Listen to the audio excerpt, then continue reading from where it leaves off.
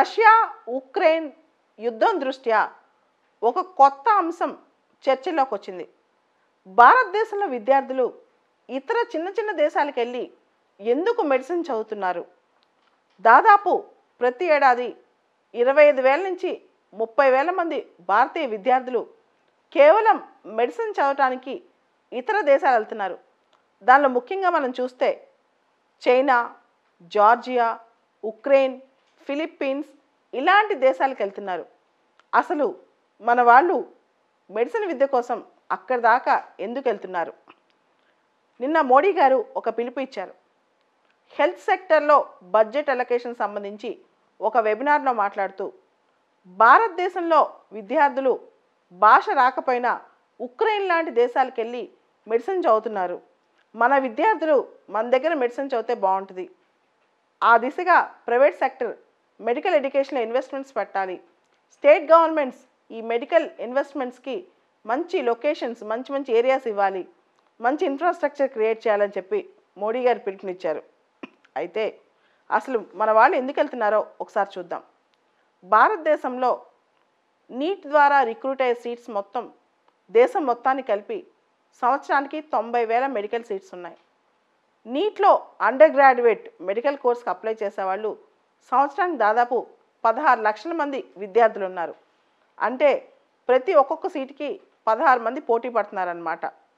భారతదేశంలో మెడికల్ విద్య అంటే మెడిసిన్ పూర్తి చేయాలంటే మనం నీట్లో మంచి టాప్ ర్యాంక్ రాకపోతే దాదాపు సంవత్సరానికి మనకి 20 లక్షల దాకా ఖర్చు అవుద్ది. అంటే 5-6 ఏళ్ళకి కలిపి 1,00,00,00,000 దగ్గర మొత్తం టోటల్ ఫీజు తెలుద్ది అనమాట. దాంతో విద్యార్థులు ఇక్కడ ఫీజులు చెల్లించలేకపోతున్నారు. ముఖ్యంగా మనం చూస్తే ఉక్రెయిన్లో మెడిసిన్ కంప్లీట్ అవ్వడానికి 5-6 ఏళ్ళకి కలిపి మనకి 25 లక్షలతో అయిపోతుంది. దాదాపు చాలా దేశాలు అంతే. ఉక్రెయిన్లోనే కాదు, రష్యాలో కానీ, బంగ్లాదేశ్లో కానీ ఇట్లాంటి దేశాల్లో కూడా 25 లక్షలతో మెడిసిన్ పూర్తవుతుంది. భారతదేశంలో మాత్రం ప్రైవేట్ సీట్ కొనుక్కోవాలంటే మెడిసిన్ది నీట్లో మంచి ర్యాంక్ రాకపోతే 1,00,00,00,000 ఖర్చు పెట్టాల్సిందే 5 సంవత్సరాలకు కలిపి. అయితే యూరోప్కి ఎందుకు వెళ్తారు ఎక్కువ అంటే యూరోప్లో ఇంకొక ట్రెండ్ కూడా ఉందన్నమాట, ఇంకొక అడ్వాంటేజ్ కూడా ఉంది.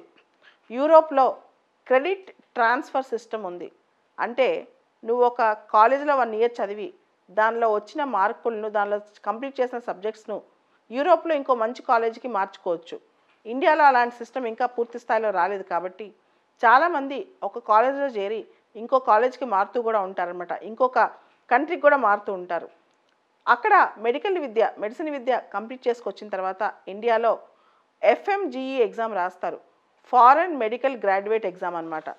ఇండియాలో విచిత్రం ఏంటంటే ఫారెన్ మెడిసిన్ కంప్లీట్ చేశాక ఈ FMGE ఎగ్జామ్ పాస్ అవడానికి చాలామంది కష్టపడుతుంటారు. దీనికి ప్రత్యేకంగా కోచింగ్లు కూడా ఉంటాయన్నమాట. సో ఈ ఎగ్జామ్ పాస్ అవడం అనేది ఒక 10 to 16% మందే పాస్ అవుతుంటారంట ప్రతి ఏడాది రాసిన వాళ్ళలో. అంటే అర్థం చేసుకోండి ఫారెన్ ఎడ్యుకేషన్ ఎంత గొప్పగా ఉందనేది. తర్వాత ఇక్కడ ఇంటర్న్షిప్ కూడా చేయాలి. ఫారెన్ నుంచి మెడిసిన్ చదివి వచ్చిన తర్వాత ఈ ఫారెన్ మెడికల్ ఎంట్రన్స్ ఎగ్జామ్ రాసిన తర్వాత హౌస్ సర్జెన్సీ ఇంటర్న్షిప్ మళ్ళీ ఇక్కడ చేయాలన్నమాట. అయితే భారతదేశంలో ఎందుకు ఎక్కువ మంది మెడిసిన్ చదవడానికి ప్రిఫర్ చేయట్లేదు?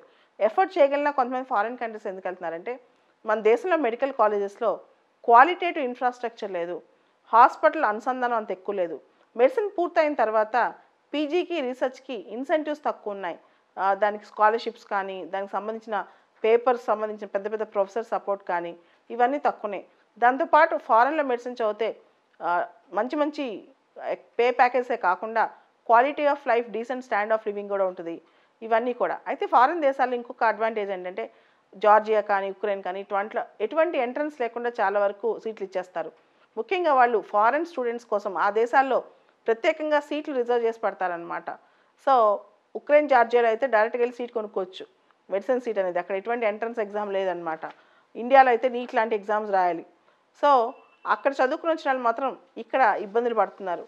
ఇక్కడ కూడా ప్రైవేట్లో చదువుకుని మెడిసిన్ కంప్లీట్ చేసిన వాళ్ళు కూడా అంత గొప్పగా క్వాలిటేటివ్ డాక్టర్స్గా ఏమీ తయారవట్లేదు అనమాట.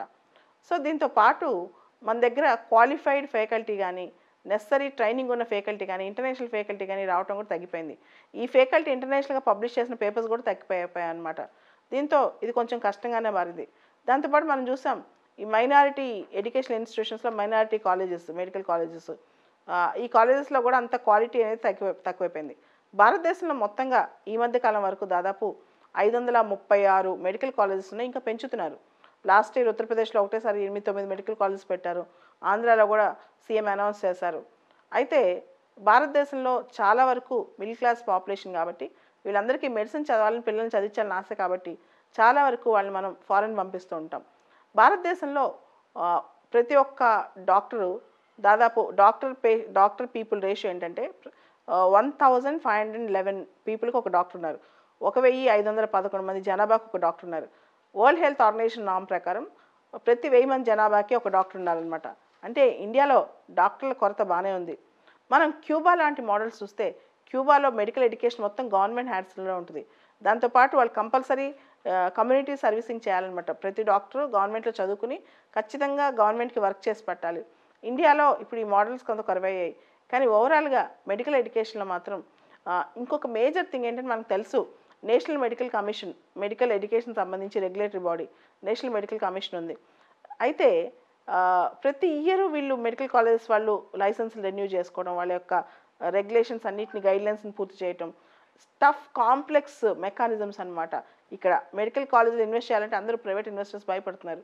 ఎందుకంటే సడన్గా 4 ఏళ్ల తర్వాత బాగా ఇన్ఫ్రాస్ట్రక్చర్ క్రియేట్ చేసిన తర్వాత వాళ్ళు ఏదో ఒక వంక పెట్టి వాళ్ళకి లైసెన్స్ క్యాన్సిల్ చేసిన, వాళ్ళకున్న ఈ మొత్తం గైడ్లైన్స్ అన్నీ మార్చేసిన వీళ్ళు ఇబ్బంది పడతారని చెప్పి చాలామంది హై లెవెల్ ఇన్వెస్ట్మెంట్స్ చేయట్లేదు మెడికల్ కాలేజెస్లో. ఎందుకంటే ఒక మెడికల్ కాలేజ్ పెట్టాలంటే better to have a hospital, దానికి అనుసంధానంగా ఒక మంచి హాస్పిటల్ పక్కనే ఉంటే మంచిది, కొంచెం దూరంగా ఉంటాం కానీ అలా చాలా గైడ్లైన్స్ ఉంటాయన్నమాట. ఇవన్నీ రెగ్యులేట్ చేయడం అంటే ఇది కాదు. దాంతోపాటు భారతదేశంలో ఇప్పుడు మనం గమనిస్తుంటే కోవిడ్ టైంలో కానీ, డెంగ్యూ అవుట్బ్రేక్ టైంలో కానీ డాక్టర్స్ యొక్క వాల్యూ, మెడికల్ ఎడ్యుకేషన్ యొక్క వాల్యూ అర్థమవుతుంది. ఇప్పుడు ప్రజెంట్ నెక్స్ట్ గవర్నమెంట్స్ అన్నీ కూడా ఎక్కువ కాలేజెస్ సృష్టించే ప్రయత్నం ఉన్నాయని అర్థమవుతుంది, మెడికల్ కాలేజెస్. అయితే తర్వాత ఏమవుద్ది, మేము చిన్నప్పుడు ఇంజనీరింగ్ కాలేజెస్ చాలా తక్కువ ఉండేవి. చాలా తక్కువ మంది ఇంజనీర్స్ చాలా క్వాలిటేటివ్గా బయటకు వచ్చేవాళ్ళు. ఇప్పుడు ఇంజనీరింగ్ కాలేజెస్ అనేవి పుట్టగొడుగులా వచ్చేసాయి, బెలూన్స్ లాగా. అంటే so much of things, so many engineering colleges అనమాట. ఇప్పుడు మెడికల్ ఎడ్యుకేషన్ కనుక అలా అవుతే రాజకీయ నాయకులు అందరి చేతిలో మెడికల్ కాలేజెస్ వెళ్ళిపోతాయి.